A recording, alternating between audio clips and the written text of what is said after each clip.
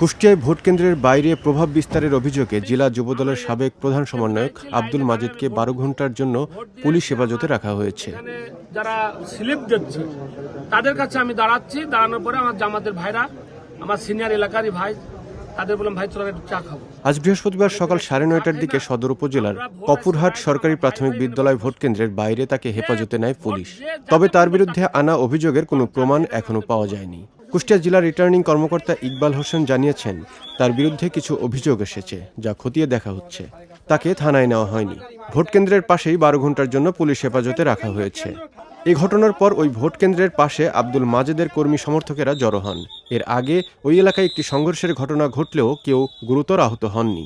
স্থানীয়দের দাবি, একজনের অভিযোগের ভিত্তিতে রিটার্নিং কর্মকর্তা ঘটনাস্থলে যান এবং আব্দুল মাজেদকে ১২ ঘণ্টার জন্য পুলিশ হেফাজতে নেওয়া হয়।